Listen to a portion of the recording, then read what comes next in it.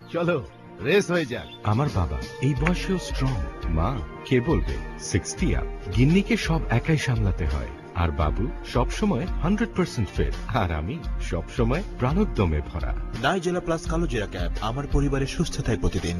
এটি সাহায্য করে শরীরের ইমিউন সিস্টেম ও ন্যাচারাল হিলিং মেকানিজম ডেভেলপ করতে, ব্লাড প্রেশার রেগুলেট করতে, শারীরিক সক্ষমতা বাড়াতে, স্মরণ শক্তি বাড়াতে, কফ ও অ্যাজমা দূর করতে, রিউমেটিক আর্থ্রাইটিস ও ব্যাক পেইন ভালো করতে, মাতৃদুগ্ধ বাড়াতে এবং বাচ্চাদের গ্রোথ রেট এনহ্যান্স করতে। সহি বুখারীতে আছে, তোমরা এই কালোজিরা ব্যবহার করো, কেননা ইহাতে মৃত্যু ছাড়া সকল রোগের নিরাময় রয়েছে। সেই কালোজিরার 100% শক্তি নিয়ে এলো নাইজেলা প্লাস ক্যাপ, আন্তর্জাতিক প্রযুক্তিতে তৈরি রাউতি হার্বাল লিমিটেডের একটি পণ্য। এত গুণ, তাহলে আমারও চাই। সুস্থতা ছড়িয়ে পড়ে হাতে হাতে ঘরে ঘরে, প্রতিটি পরিবারে হাসি খুশি জীবনের ধারা। নাইজেলা প্লাস কালোজিরা। প্রকৃতি সেরা নিরাময়। প্রিয় দর্শক, ওয়ালটন নিরাপদ সড়ক চাই অনুষ্ঠানে আপনাদেরকে আমন্ত্রণ। স্মৃতি আনন্দের, স্মৃতি বেদনার। স্মৃতি মানেই পিছনে ফেলে আসা স্মরণীয় দিনের কোনো ঘটনা, আর কিছু কিছু স্মৃতি বুকের মাঝে লেপে দেয় হাহাকার। এ হাহাকার স্বজন হারানোর হাহাকার। সড়ক দুর্ঘটনায় বাবা মা ভাই বোন মামাকে হারিয়ে নজরুল ইসলাম ফয়সল আজ একা, নিঃস্ব, এতিম। প্রিয় দর্শক, আমরা চাই না নজরুল ইসলাম ফয়সলের মতো স্বজন হারিয়ে আর কেউ একা হোক, এতিম হোক। আর এর জন্যই আমাদের নিয়মিত জনসচেতনতামূলক সাপ্তাহিক আয়োজন ওয়ালটন নিরাপদ সড়ক চাই।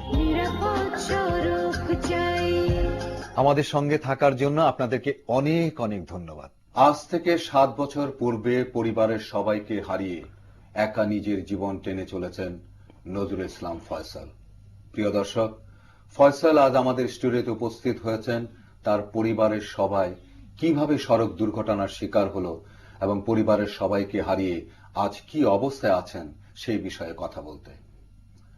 ফয়সল, এখন তুমি কেমন আছো?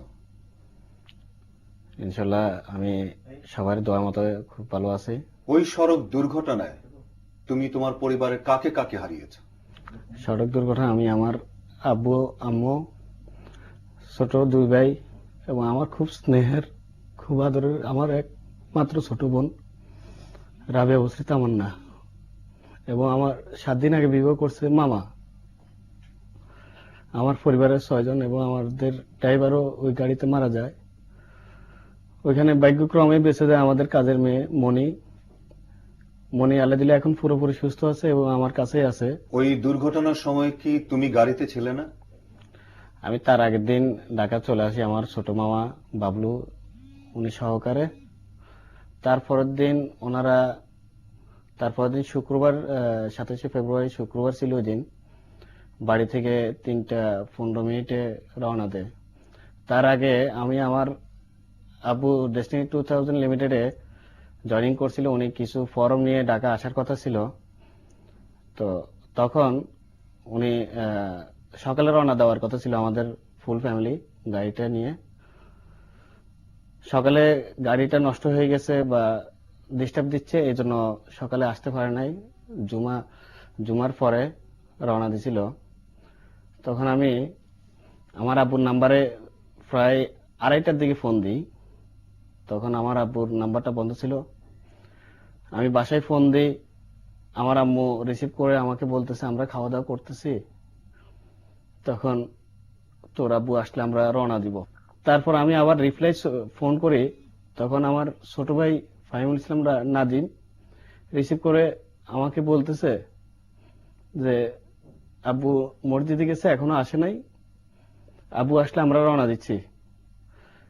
এর মাঝখান থেকে আমি শুনতেছি যে আমার ছোট বোন রাবেয়া বসরি তামান্না কান্না করতেছে। আমি ভাইয়ের সাথে কথা বলবো, কিন্তু আমি আমার ছোট বোনের সাথে কথা বলতে পারি নাই। আমার সে আদর স্নেহের ছোট বোন, মাত্র 5 বছর তখন।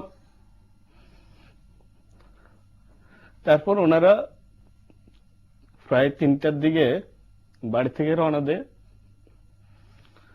কুমিল্লা নিমসারে আসে বিকেল প্রায় 5:15 দিকে। তখন এখানে আমাদের প্রাইভেট কার ঢাকার উদ্দেশ্যে আসতেছে, আর রামগঞ্জের আল-আরাফা বাস ঢাকা থেকে রামগঞ্জ মুখে যাচ্ছিল।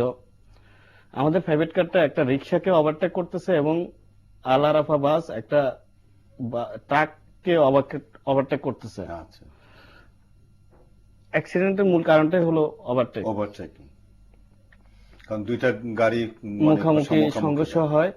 আমি ওইখান থেকে আরো জানতে পারি যে আমি ভিডিওতে দেখছিলাম যে বাসের ভিতরে আমাদের প্রাইভেট কারটা ঢুকে গেছে। আচ্ছা, তখন ড্রাইভার কি করছে, আপনার বাসের ড্রাইভারটা বাসের স্টার্ট বন্ধ না করে উনি পালিয়ে চলে যায়। আচ্ছা, মানুষের ভয়ে বা উনি পালিয়ে চলে যায়। আমার মনে হয় উনি যদি স্টার্টটা বন্ধ না করে যেতেন তাহলে আমি আমার মানে স্টার্টটা যদি বন্ধ করতো তাহলে বন্ধ হয়তো করতো, এতটা হতো না।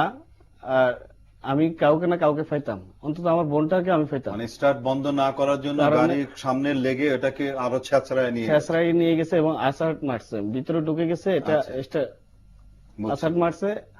আমি যেটা দেখেছি, আমি আমার আব্বু আম্মু ভাই বোন সবাইকে দেখেছি, সুন্দরভাবে দেখেছি, আমি কোনো অসুবিধা হয় নাই। আমি যেটা দেখলাম 6টা লাশ একবার শোয় রাখছে, কারো কোনো কিছু হয় না, মাথায় শুধু এফেক্ট করছে। আচ্ছা, শুধু মাথায়, মগজ বাইরে গেছে, নাক দিয়ে ফেটা বাইর হচ্ছে। আমি আমার মা বাবা সবাইকে দেখেছি। তুমি কখন খবর পাইলে কিভাবে? আমার আব্বু তখন একটা ঢাকা ফকিরাপুর হোটেলের ম্যানেজার পদে নিয়োগ ছিলেন। আমি ওই হোটেলে 6 নম্বর রুমে শুয়েছিলাম। তখন আমার ওই হোটেলের ম্যানেজার আলমগীর সাহেব আমাকে জিজ্ঞেস করতেছে যে তোমার আব্বু আম্মু আজকে আসার কথা না? সবাই জানে ওনারা রওনা দিচ্ছে, আসতেছে। তা আমাকে রুম থেকে বাইর করে নিয়ে তার আগে ওরা একজনকে একজন বলতেছে যে ওকে এখন কোনো কিছু বলা যাবে না, বাড়িতে যেতে হবে। শুনতে পাচ্ছ তুমি? এটা আমি শুনতে পাইছি। তখন আমি আলমগীর সাহেব যখন আমাকে বাইর করে নিয়ে যায়, আমারে বলতেছে যে তোমার আব্বু ঢাকা আসার কথা, ওনারা আসার পথে কুমিল্লা একটু গাড়ি আছর খেয়েছে, বাধা খেয়েছে, ওনারা বাড়ি চলে গেছে। তা আমরা ছোটকাল থেকে ঢাকাতেই থাকতাম, আমি গ্রামের প্রতি খুব দুর্বল ছিলাম। তা আমার একজন গিয়াসুদ্দিন রাজু ভাই, উনি আমাকে সাথে করে নিয়ে যায়। সাথে করে নিয়ে যাওয়ার টাইমে আমার ছোট বোন, যখনই আমি বাসায় ঢুকতাম, আমাদের গেটটা ছিল লক সিস্টেম, ও লাগুর ফেতো, ও খুলে আমাকে জড়িয়ে ধরে বলতো ভাই আমার জন্য কি আনছেন। আমি ওই গাড়ি থেকে, তখন আমি স্টুডেন্ট ছিলাম, ওই গাড়ি থেকে আমি 2টা চকলেট নিয়েছি। আমার বোন আমাকে যে গেলে বলবে আমার জন্য কি আনছেন, আমি ওই চকলেট গুলো বোনকে দিতে পারিনি। তার মানে লাশ তুমি দেখেছো বাড়িতে গিয়ে, মানে যে জায়গায় অ্যাক্সিডেন্ট হয়েছে সেই জায়গায়? ওই জায়গায় আমি দেখেছি, কিন্তু এটা যে আমার পরিবার, এটা যে আমার লাশ, আচ্ছা, এটা আমি বুঝতে পারি। এটা তুমি বুঝতে পারো না, মানে যাওয়ার পথে তুমি দেখছো? দেখছি, গাড়ি থেকে আমি উকি দিয়ে দেখছি। আচ্ছা, আচ্ছা, সেখানে গাড়ি থামানো হয় না? গাড়ি থামানো হয়নি, মানে আমাকে নামানো হয়নি, গাড়ি থামাইছে। আচ্ছা, আচ্ছা। আরেকটা জিনিস যেটা তুমি বললে যে ভিডিওতে তুমি দেখছো, তো ভিডিওটা কি কে করেছিল সেটা? এটা অনেক সাংবাদিকেরা যখন এই ইয়েটা টিভিতে দেখেছিল, আমার এক বড় ভাই ঘটনাটা দেখে ওনারা টিভি চ্যানেল থেকে এটা সংগ্রহ করছে, আচ্ছা, আচ্ছা, ভিডিও করছে। তো এটা পরক্ষণে আমি পাই, এটা আমি দেখি। আচ্ছা, এটা আমার কাছে রেখে দিছে। আচ্ছা, এই যে সড়ক দুর্ঘটনা তুমি তোমার পরিবারের এই আপনজনদের তুমি হারিয়েছো, এইভাবে প্রতিদিন কিন্তু আমরা কিন্তু কাউকে না কাউকে হারাচ্ছি, কিন্তু আমাদের কিন্তু এই সড়ক দুর্ঘটনা রোধ করার জন্য সেইভাবে কিন্তু কার্যকরী ব্যবস্থা কিন্তু হচ্ছে না। তুমি কিভাবে চাও যে, তুমি কি চাও যে সড়ক দুর্ঘটনা বন্ধ হোক? যদি চাও তাহলে তোমার কি আবেদন এই যারা চালক তাদের কাছে, যারা মালিক তাদের কাছে এবং সরকারের কাছে তোমার কি আবেদন? প্রথমত যারা চালক তাদের কাছে আমি অনুরোধ করব, আপনারা প্রতিযোগিতামূলক গাড়ি চালাবেন না। আর গাড়ি ড্রাইভিং অবস্থায় আপনার পার্শ্ববর্তী কোনো যাত্রী, কোনো মানুষের সাথে কথা বলবেন না।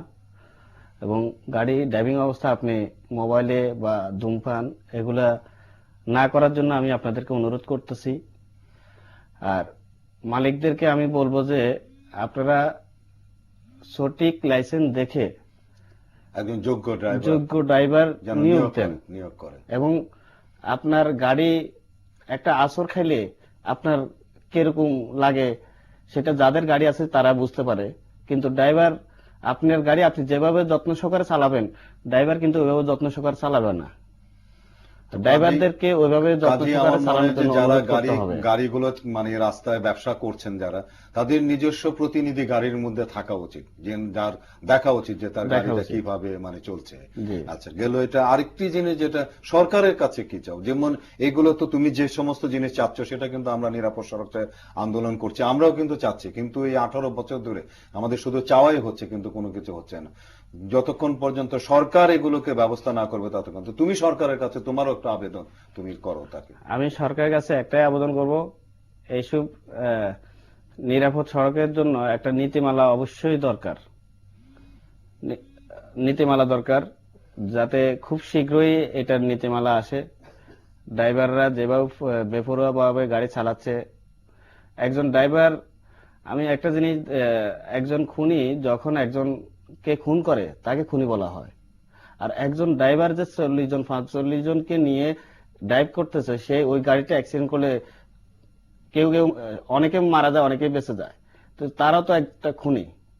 তো তাদের বিরুদ্ধে তো আপনারা সরকার এটা একটা নীতিমালা, কঠোর নীতিমালা করা উচিত, আইন তৈরি করা এবং প্রয়োগ করা উচিত।